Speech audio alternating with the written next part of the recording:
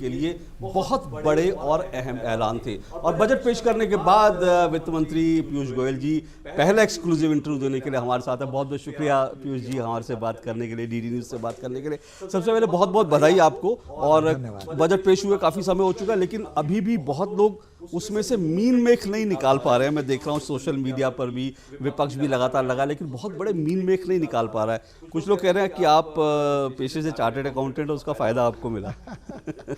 मैं समझता हूँ प्रधानमंत्री श्री नरेंद्र मोदी जी की जो दूरदृष्टता है, जो विजन है कि इस देश में कैसे हर व्यक्ति के जीवन में सुधार आए, एक प्रकार से उससे बड़ा कोई पढ़ाई नहीं हो सकती है। आप सीए कर लो, आप एमबीए कर लो, आप पीएचडी कर लो, लेकिन प्रधानमंत्री जी जिन्होंने स्वयं गरीबी महसूस किया है, स्वयं देखा है कि कठिनाइयों में कैसे जिया जाता है, उनके दिल की जो संवेदना है वो तो वास्तव में वही बता सकते हैं, वही दिशा दिखा सकते हैं। हमने उनके दिखाए हुए दिशा को सिर्फ कागज और योजना में डाला। और वास्तव में प्रधानमंत्री जी की इतनी समझ है कि किस चीज करने से एक व्यक्ति के जीवन में प्रभाव पड़ेगा। आपने एक जरूर कहा कि सबका साथ सबका विकास इस बजट में झलकता है। आप 5 वर्ष के कार्यकाल देख लीजिए। आयुष्मान भारत क्या सबके लिए नहीं है? बिजली क्या सबको नहीं मिलनी चाहिए? स्वास्थ्य सेवाएं हो, शौचालय हो, कुकिंग गैस सिलेंडर हो, बैंक का खाता हो, मुद्रा लोन के लिए एलिजिबिलिटी हो, हर विषय पे जब प्रधानमंत्री जी सोचते हैं तो उनका स्केल ऑफ थिंकिंग ही अलग होता है। पीयूष जी, मुझे याद है शीतकालीन सत्र में जब आरक्षण आया था सामान्य वर्ग के लिए, तो उस वक्त रविशंकर प्रसाद जी केंद्रीय मंत्री, उन्होंने क्रिकेट की टर्मिनोलॉजी में कहा था कि स्लॉग ओवर में ही छक्के मारे जाते हैं, और अभी तो देखिए ऐसे बहुत छक्के आएंगे। आज एक अखबार ने, मैं देख रहा था, एक अखबार ने ट्वीट किया, उसमें उन्होंने दिखाया कि विपक्ष मैदान में खड़ा हुआ है और पीयूष गोयल जी स्लॉग ओवर में छक्का मार रहे हैं, आपको छक्का मारते हुए दिखाया गया। तो ये बजट क्या ये स्लॉग ओवर का छक्का है? क्योंकि लोग विपक्ष को इसको, मैंने कहा, मीन मेक नहीं निकाल पा रहे, पर वो ये कह रहे हैं कि चुनावी बजट है। भाई साहब, मैं मानता हूँ ऐसी बात नहीं है। पहली बात तो ये बजट माननीय प्रधानमंत्री जी और माननीय अरुण जेटली जी ने लगभग बनाया था। मैं तो अभी थोड़े दिन पहले ही उसमें आया, और प्रधानमंत्री जी के मन में जितनी अलग अलग प्रकार की योजनाएं हैं, जितना वो काम करना चाहते हैं, और जो हमने पिछले 4 साढ़े 4 साल में लगातार देखा, उसके हिसाब से तो वास्तव में तो सिर्फ इंटरिम बजट की मर्यादा के अंदर जितना कर सके, और जो बहुत अहम था कि जनता तक पहुंचे, हमने तो उतना ही अब तक अनाउंस किया। मर्यादाएं थी, आपको लगता है कुछ मर्यादाओं को? हाँ, बहुत सारी मर्यादा थी। जैसे अब टैक्स में हमने 5 लाख तक के जो करदाता हैं कि उनका टैक्स रिडक्शन एंड सोर्स वगैरह के बाद उनको फिर रिफंड के लिए परेशानी ना हो, उनको त्वरित मिलना चाहिए लाभ, उस हिसाब से उसका तो इस बजट में फैसिलिटेट कर दिया। किसान की समस्या ज्वलंत थी, सभी जानते थे, उसका करना आवश्यक था, इसलिए उसका प्रावधान भी किया, पर्याप्त मात्रा में प्रावधान किया, और साथ ही साथ उसकी योजना कैबिनेट ने अप्रूव कर दी, इसी साल से लागू कर दी। इसी प्रकार से जो अनऑर्गेनाइज्ड सेक्टर के लेबर हैं, उनको ओल्ड एज में पेंशन मिले, ये मैं समझता हूँ हमारी सरकार की सोच के साथ एकदम मेल खाता है। और कई सारी चीजें कामगारों के लिए गत 4 वर्षों में हुई है, जिसका थोड़ा ब्यौरा मैंने दिया भी, चाहे वो ग्रेच्युटी लिमिट हो, बोनस लिमिट हो, प्रोविडेंट फंड में अगर कोई धारक है और उसकी मृत्यु हो जाती है तो 2.5 लाख से 6 लाख उसको पैसा मिले। इतने सारे विषय लेबर के संबंध में, मिनिमम पेंशन 1000 रुपए लगातार होते रहे कि मैं समझता हूं कि ये भी एक विषय ऐसा था जो 42 करोड़ ऐसे अनऑर्गेनाइज सेक्टर से जुड़े हुए लोगों को एक वृद्ध अवस्था में वृद्ध जीवन को अच्छी तरीके से सम्मान के साथ बनाने के लिए बहुत आवश्यक। मैं यही कह रहा हूँ पीयूष जी, इसलिए मैं कह रहा हूँ क्योंकि मजदूरों की बातें करें, पूरे 10 करोड़ अनऑर्गेनाइज सेक्टर के जो मजदूर हैं उनके लिए एक योजना, उसके बाद 12 करोड़ किसानों के लिए, 3 करोड़ जो मिडिल क्लास हैं, जो टैक्स पेयर हैं।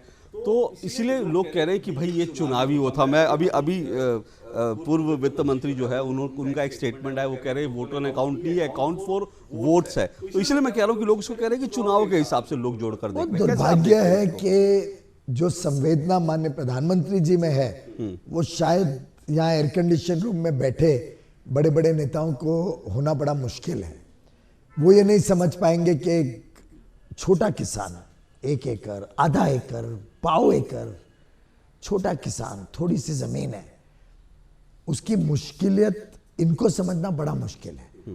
मैं समझता हूं कि उनको जब ये 6,000 रुपए सालाना मिलेंगे तो वो जो लाभ आएगा, उस पैसे से जो वो नए बीज खरीद पाएगा या बिजली का बिल भर पाएगा, उसको आत्मनिर्भर बनाने का काम इस योजना से करने की कोशिश हुई है। रही बात चुनाव की, तो जब आयुष्मान भारत आया तब तो कोई चुनाव नहीं था। जब 100% इच्छुक लोगों को बिजली दी जाए, ये निर्णय हमारी सरकार ने लिया, तब तो कोई चुनाव नहीं था। जब हमने तय किया, और तब तो हम जीत के ही आए थे 2014 में, जब माननीय प्रधानमंत्री जी ने ऐलान किया कि स्वच्छता मेरे लिए सबसे बड़ी अहमियत रखती है, तब तो कोई चुनाव नहीं था। लेकिन आज कांग्रेस वाले मित्र बताएं, 55-60 साल से उनकी सरकारें एक के बाद एक आ रही हैं, विपक्ष की मिलीजुली सरकारें भी हमने सबने देख ली, क्यों उन्होंने सिर्फ हर 3 में से एक ही महिला को शौचालय दिया 65 सालों के अंदर, और कैसे प्रधानमंत्री मोदी जी ने मात्र 4-4.5 सालों में लगभग हर महिला को शौचालय का लाभ दिया। क्यों सैनिटेशन कवरेज 34% ही रह गई थी, कैसे प्रधानमंत्री जी ने आज 98% तक बढ़ा दिया। क्यों 2.5 करोड़ परिवार, और 2.5 करोड़ परिवार भाई साहब 5-6 करोड़ बच्चे बिजली से वंचित रहे 70 साल आजादी के बाद भी, क्या उनको एक बैंक अकाउंट खोलने का अधिकार नहीं होना चाहिए? कि जो हम लोग एक प्रकार से, मैं रेल मंत्री भी हूं, तो रेलगाड़ी में चढ़ के शायद विकास की यात्रा में हम आगे चले गए, और हम क्या बाकियों को भूल सकते हैं? मैं समझता हूं दुर्भाग्य है कि कांग्रेस ने इतने वर्षों तक तो लोगों को विकास से वंचित रखा भी, और साथ में आज आलोचना कर रहे हैं, जब एक सही दिशा में, एक अच्छी साफ नीयत के साथ एक सरकार गरीबों का, मध्यम वर्गीय लोगों का, किसानों का, अनऑर्गेनाइज सेक्टर के हमारे कामगारों का, सबका जब भविष्य उज्जवल बनाने के लिए लगातार 5 साल से काम कर रही है, मैं समझता हूं ये उनके जहन में नहीं घुसेगा, कि उनमें वो संवेदना आ ही नहीं सकती है जो आज प्रधानमंत्री मोदी जी में है। आपने संवेदना की बात की, इसलिए मैं कह रहा हूँ कि विपक्ष भी आलोचना नहीं कर पा रहा है। जो 5 लाख मिडिल क्लास के लिए जो इनकम टैक्स की बात आई, उसमें लोग कह रहे हैं कि भाई ये तो पहले साल आपने वादा किया था, आपको 5 साल बाद क्यों ध्यान आई? लोग इस तरह से बात कर रहे हैं, क्यों? यही मैं कह रहा हूँ कि शायद संवेदना नहीं, या फिर लग रहा है कि उनको आलोचना के लिए कोई, अगर कांग्रेस वाले ये जवाब दे सके कि जब उन्होंने सरकार छोड़ी तब क्या वित्तीय घाटा लगभग 4.5-5% नहीं था? एक जमाने में तो 6.5% तक वित्तीय घाटा ले गए थे कुछ वर्ष पहले। क्या कांग्रेस वाले ये बता सकते हैं कि 2009 से 14 के बीच महंगाई 10% का आसमान क्यों चूम रही थी? लगातार इतनी महंगाई क्यों थी देश में? क्या कांग्रेस वाले ये बताएं कि करंट अकाउंट डेफिसिट, जो हमारा फॉरेन एक्सचेंज है, वो क्यों इतना तकलीफ में था कि करंट अकाउंट डेफिसिट 4.5% के करीब पहुंच गया था? वो बताएं कि विकास की दर क्यों लगातार गिरती जा रही थी? ऐसी परिस्थिति में जब प्रधानमंत्री मोदी जी ने सरकार चलाई, तब इन सब कठिनाइयों को पार करते हुए सरकारी ढांचे को भी सुधारना, सरकार को भ्रष्टाचार मुक्त बनाना, पारदर्शिता लाना सरकार के काम में, 1,60,000 करोड़ के अनपेड बिल्स, यानी भुगतान करना था उन्होंने, जो मार्च 2014 तक भुगतान ही नहीं किया था, जो हमारी सरकार के गले आया, और हमने वो सब भुगतान किया पूरी तरीके से। ओवरऑल में क्यों उन्होंने मात्र 500 करोड़ रुपए रखे थे, हमने 35,000 करोड़ गत 4 वर्षों में disburse to our ex serviceman. सम्मान तो हमने दिया। तो जिस जर्जर हालत में वो छोड़ के गए थे, स्वाभाविक है हमें आर्थिक व्यवस्था भी सुधारनी थी। स्वाभाविक है अगर लंबे समय के लिए आपको कुछ काम अच्छा करना हो तो शुरुआत में नींव रखनी पड़ती है, और मैं समझता हूं कि ये जो नींव प्रधानमंत्री मोदी जी के नेतृत्व में इस सरकार ने रखी है, ये इस देश को वर्षों क्या दशकों तक तेज गति से विकास के मार्ग पे और समाज के हर वर्ग और 130 करोड़ भारतीयों के जीवन को उज्जवल बनाएगा।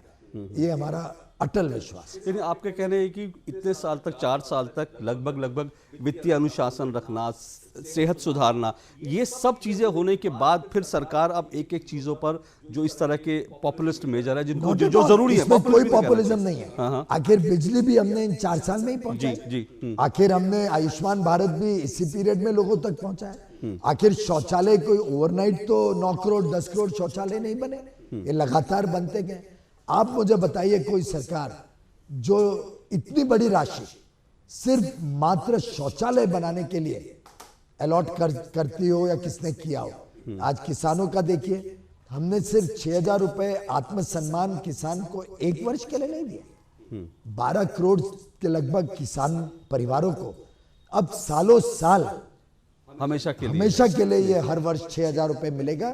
एक गरीब किसान के जीवन में ये क्या परिवर्तन लाएगा, मैं समझता हूँ ये अमीर नामदार और जो खानदानी कमाई के ऊपर या खानदानी नाम के ऊपर अपनी राजनीति करते हैं, उनको समझना बड़ा कठिन। मैं इस पर किसान पर भी आऊँ, लेकिन उससे पहले एक बार फिर टैक्स वाली बात जो है, क्योंकि लोग उम्मीद कर रहे थे शायद 2.5 का 3.5 हो जाएगा, तो इसलिए कई लोग कह रहे हैं छप्पर फाड़ के मिल गया। और दूसरी बात ये भी है कि इसमें कुछ लोग कह रहे हैं कैच भी है, कुछ स्पष्टता की अभाव है। बड़ा स्पष्ट मैंने अभी प्रेस के सामने भी कहा और हाउस में भी। देखिए ये इंटरिम बजट है, हमने टैक्स जो आज के दिन रेट्स हैं वो सब सेम रखे, लेकिन जो बहुत निम्न मध्यम वर्गीय है, जो न्यू मिडिल क्लास है, उनको सर्टेनिटी हो उनके टैक्स की, जिससे टीडीएस वगैरह ना भरना पड़े। नहीं तो अप्रैल मई जून जब तक हम फाइनल बजट लाएं, पास करें अगले टर्म में, उस तक उनका टीडीएस होगा, फिर रिफंड के लिए भागना पड़ेगा। तो उस वर्ग के लिए हमने टैक्स रिबेट बढ़ा के ऐसा कर दिया कि 5 लाख तक की इनकम वालों को टैक्स ना भरना पड़े। अब इसके अलावा इतने सारे डिडक्शंस भी तो है, और वो डिडक्शंस लगातार ये सरकार, एनडीए की सरकार ने 4 वर्ष में डिडक्शंस बढ़ाई है, कुछ ना कुछ हर वर्ष दिया है करदाताओं को। तो इस सबको मद्देनजर रखते आज काफी बड़े संख्या में लगभग 3.5 करोड़ लोग टैक्स पेयर आज एक प्रकार से टैक्स से मुक्त हो जाएंगे। बाकी रही बात के जो बड़े टैक्स पेयर है, मैंने बजट में भी कहा कि एक प्रकार से देश में अगर गांव तक, गरीब तक, किसानों तक खुशहाली लानी है, तो उसमें हम सब ईमानदार टैक्स पेयर्स ने जो टैक्स भरा वही तो योगदान है जिससे गरीब के जीवन में उज्ज्वला आएगा। और मैं समझता हूं कि हम सब जो एक प्रकार से टैक्स भरते हैं, जिनकी आय 5 लाख से ज्यादा है, हम गर्व महसूस कर सकते हैं कि आज हमारे टैक्स का पैसा एक एक रुपया पाई नरेंद्र मोदी जी अच्छी तरह इस्तेमाल कर रहे हैं और उस वर्ग के लिए इस्तेमाल कर रहे हैं जो सबसे ज्यादा डिजर्व करते हैं। इसलिए आप थोड़ा भावुक भी दिखे, आपने टैक्स पेयर्स का बहुत शुक्रिया भी अदा किया, इसलिए शायद आप भावुक भी थे टैक्स पेयर्स की बात करते हुए। स्वाभाविक है, क्योंकि आफ्टर ऑल नोटबंदी हुई और हमने काले धन पे जब प्रहार किया, तब बड़े पैमाने में टैक्स कलेक्शन भी बढ़ा, टैक्स बेस भी बढ़ा। अब हम चाहते थे इसका लाभ जो मध्यम वर्ग लोग हैं, निम्न मध्यम वर्ग लोग हैं, उनको मिलना चाहिए। ये लाभ हमने देने की चेष्टा की, लेकिन एक कमाई एक लेवल के बाद जब हो जाती है, तो मैं समझता हूँ सबकी सामूहिक जिम्मेदारी है। आखिर देश का निर्माण तो जन भागीदारी से ही होगा, हम सबको अपनी अपनी आहुति देनी है, तभी तो देश। एक तरह से नोटबंदी को लेकर भी जो लोग सवाल उठाते थे कि नोटबंदी से क्या फायदा हुआ, नोटबंदी से, आज आपने उसका भी एक आंकड़ा पेश करते कह सकते हैं कि नोटबंदी से भी जो फायदा हो वो भी जो है स्पिल ओवर जो है एक तरह से। नोटबंदी के अपार फायदे हुए। ये दुर्भाग्य है कि शायद कुछ लोगों को चोट पहुंची नोटबंदी की और उसकी आलोचना में लगे रहते हैं, पर वास्तव स्थिति यह है कि मूलतः इस देश का नागरिक और इस देश का व्यापारी और इस देश का करदाता तीनों ईमानदार हैं, तीनों ईमानदार रास्ते पे ही चलना चाहते हैं। पिछली सरकारों ने शायद इस ईमानदारी का कभी सम्मान नहीं किया। प्रधानमंत्री नरेंद्र मोदी जी ने पहली बार टैक्स पेयर्स का सम्मान किया कि जो सही टैक्स देता है उसके लिए सहूलियतें, और जो गलत अपने टैक्स को बचाता है या पूरी तरीके से टैक्स नहीं देता है उनके ऊपर कड़ी से कड़ी कार्रवाई। मैं समझता हूं ये देश की जनता भली भांति समझती है कि ईमानदारी को इस सरकार ने पहली बार एक इज्जत दी है, और इज्जत से जब वो थोड़ा बहुत टैक्स भी भरते हैं, जिसकी आमदनी बहुत 5 लाख से बढ़ जाती है, तो मैं समझता हूँ खुशी से इस देश के विकास के लिए और हमारे गरीब भाई बहन बहुओं के लिए इतना तो छोटा योगदान हम सभी करना भी चाहेंगे ना। आप भारत के इतिहास को देखिए, भारत के मूल ट्रेडिशन और कल्चर को देखिए। यहाँ तो हर एक व्यक्ति दानवीर होता था, हर एक व्यक्ति चाहता था कि मैं भी कुछ समाज के लिए करूं। पहले टैक्स देने में इसलिए दिक्कत लगती थी कि प्रधानमंत्री खुद कहते थे कि भाई 1 रुपया भेजता हूं, 85 पैसे तो चोरी हो जाते हैं, 15 पैसे गरीब को मिलते हैं, तब टैक्स देने में दुख होता है। जब हमने डायरेक्ट बेनिफिट ट्रांसफर, जनधन, आधार, मोबाइल के साथ जोड़ के एक एक पैसा गरीबों तक पहुंचाया, तो मैं समझता हूं आज टैक्स पेयर को हर्ष है कि वो भी देश के निर्माण में अपना आहुति दे रहे हैं। किसानों की बात पे सर, 12 करोड़ किसान परिवारों के लिए जो 6,000 रुपये सालाना, सरकार बार बार कहती है कि किसानों की आय 2022 तक दोगुनी करनी है, और आपने इसको कंटिन्यूशन प्रोसेस कहा, तो उस कंटिन्यूशन प्रोसेस में ये जो आज का स्टेप है, ये किस हद तक जो है उसको आगे ले जाता है फॉरवर्ड?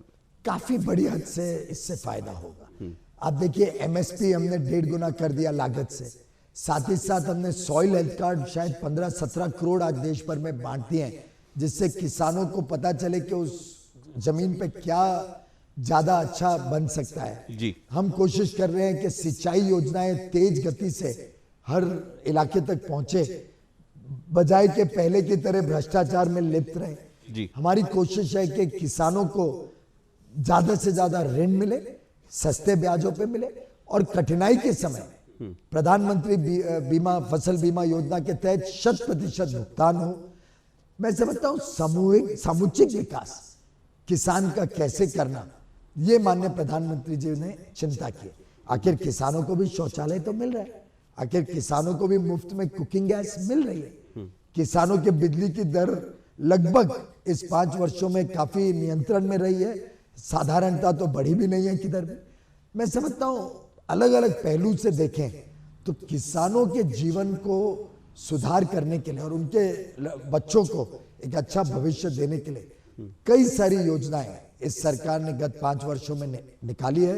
अभी एनिमल हस्बेंड्री और फिशरीज के लिए भी इंटरेस्ट सबवेंशन, ब्याज की छूट का निर्णय लिया है। जी, इसी प्रकार से कोई आपदा हो जाए और बाई चांस बीमा नहीं निकाला हो तो जो लोन है उसको रीशेड्यूल करना पड़ता है, उस पर भी हमने इंटरेस्ट सबवेंशन देने का निर्णय लिया। तो एक प्रकार से गहराई में जाके सस्टेनेबल सोल्यूशन, ऐसा नहीं कि एक टेम्पररी इंजेक्शन दे दिया और उससे लगा के चलो सब ठीक हो। ये लंबे अरसे के लिए किसानों का जीवन कैसे सुधर सकता है, वो हमारा इस सरकार का काम रहा है।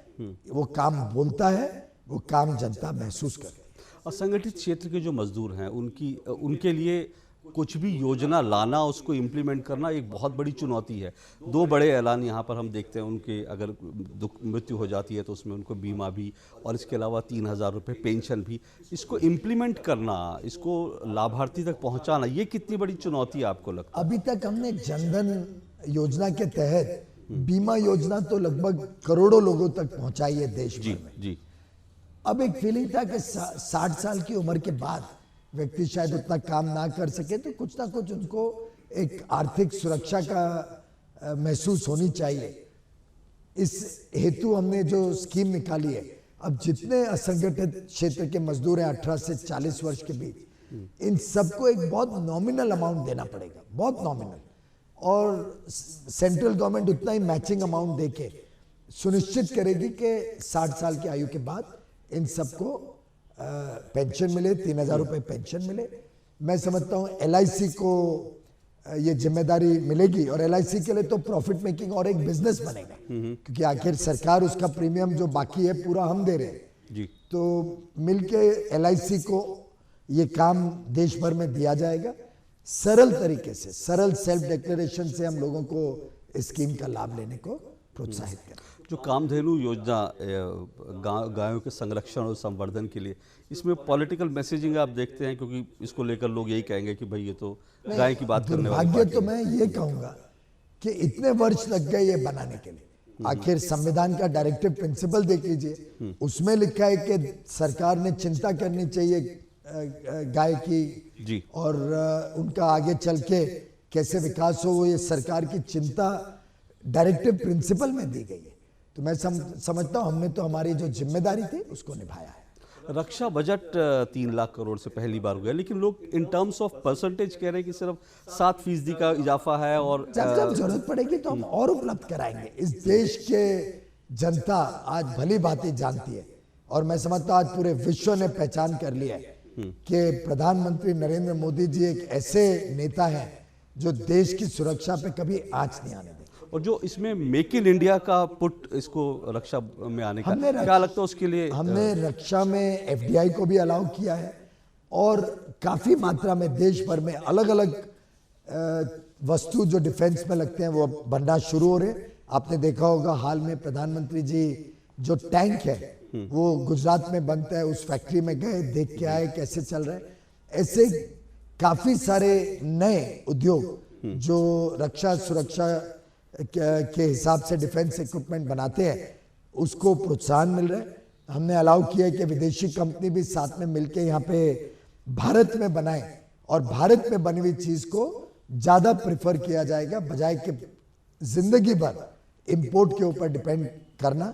आपने हमारे विजन स्टेटमेंट में देखा होगा, हम चाहते हैं भारत आत्मनिर्भर बने, सिर्फ विदेश से लाए गए सामान के ऊपर देश नहीं चलना चाहिए। मैं जानता हूँ पीयूष जी आज आप बहुत हुआ है, मैं सिर्फ 2 छोटी छोटी चीज़ें इस बजट के संदर्भ में आखिरी में पूछना चाहूँगा कि पहली बार बजट में 10 साल का एक विज़न दिखाया गया। लोग कह रहे हैं चुनावी साल है, पता नहीं क्या होगा, तो आप 10 साल के विज़न की बात कर रहे हैं।